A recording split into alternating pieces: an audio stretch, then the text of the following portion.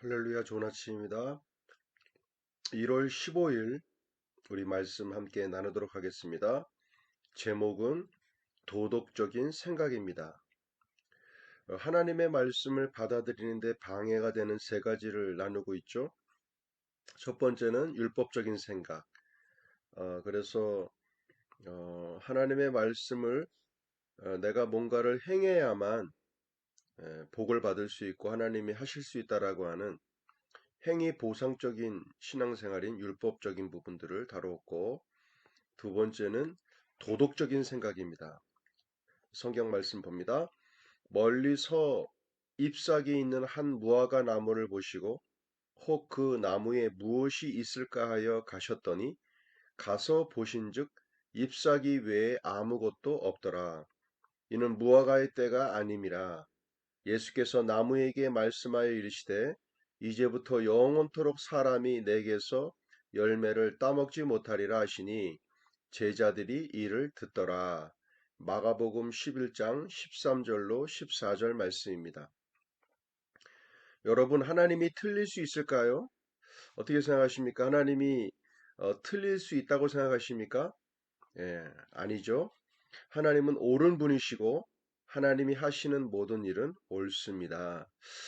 사람이 생각할 때는 왜 이런 일이 왜 이렇게라고 의문할 수 있고 반문할 수 있지만 결과적으로 볼 때 하나님이 우리 인간의 생각보다도 더 앞서신 분이시고 더 옳으신 분이라는 것을 우리가 항상 인정할 수밖에 없게 됩니다.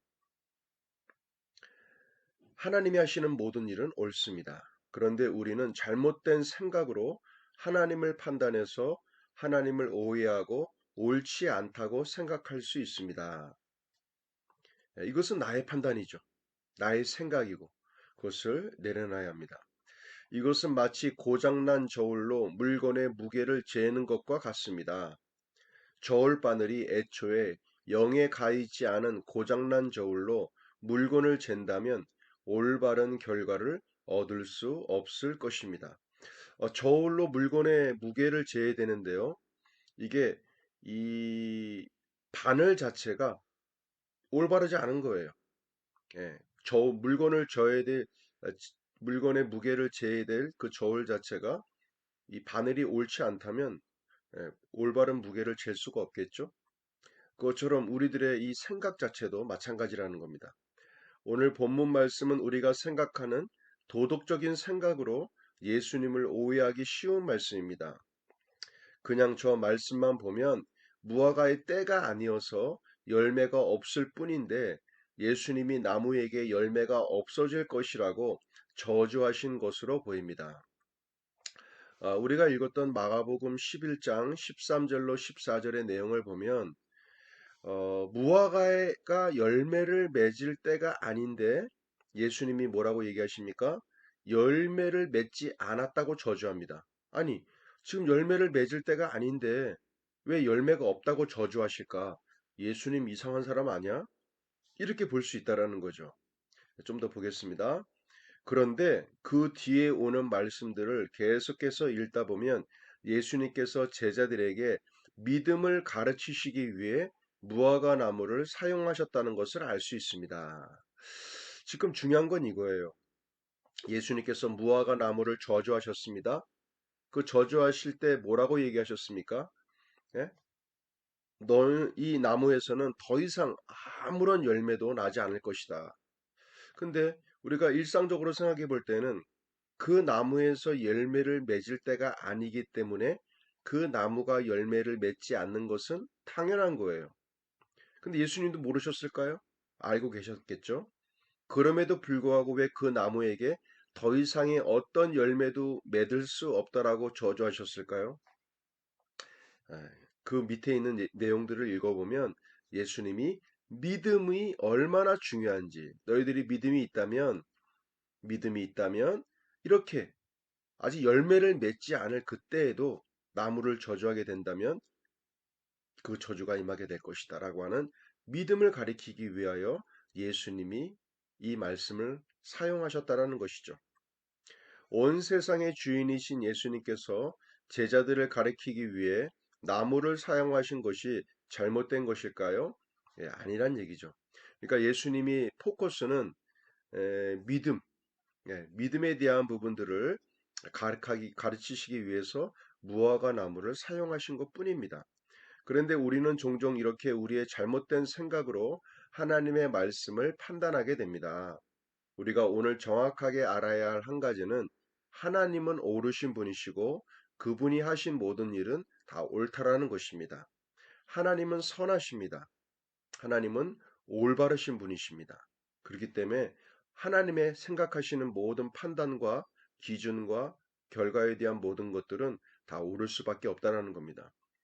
저도 개인적인 삶 속에 어, 뜻대로 되지 않는 모든 상황과 일들을 볼 때에도 저는 그렇게 고백합니다. 하나님이 옳으십니다. 저의 생각이 틀립니다. 이렇게 인정하는 거예요. 그럴 때 뜻하지 않은 내가 생각하는 것보다도 더 좋은 것들로 항상 인도하셨던 분이심을 우리가 알 수 있게 됩니다. 사람은 현실을 봅니다. 지금의 상황을 보는 것이죠. 하나님은 우리의 삶의 모든 과정의 결과를 다 갖고 계신 분이 하나님이십니다. 그래서 우리가 항상 고백할 수 있는 것은 하나님의 뜻과 판단이 옳으신 것이다. 나의 생각이 잘못됐다라고 우리가 하나님을 옳다라고 인정하는 것 자체가 굉장히 중요하다는 것을 우리가 볼 수 있습니다. 자, 이러한 생각으로 말씀을 바라볼 때 우리는 정확하게 말씀을 이해할 수 있습니다. 자, 오늘은 도덕적인 생각에 대한 부분들로 함께 나누었습니다. 자, 문제풀이 봅니다. 나는 하나님과 사람을 판단합니다. 예, 사람과 하나님은 판단의 대상이 아니요 사랑의 대상이죠. 자, 하나님은 선하십니다. 예, 맞습니다. 하나님은 선하신 분입니다. 하나님이 하신 모든 일은 옳습니다. 예, 그렇습니다. 하나님이 하시는 모든 일들은 옳습니다. 자, 선포기도입니다. 최석호는 하나님과 사람을 판단하지 않습니다. 최석호는 하나님의 선한 뜻을 선택합니다. 최석호는 하나님과 사람을 판단하지 않습니다. 최석호는 하나님의 선한 뜻을 선택합니다. 문준호는 하나님과 사람을 판단하지 않습니다.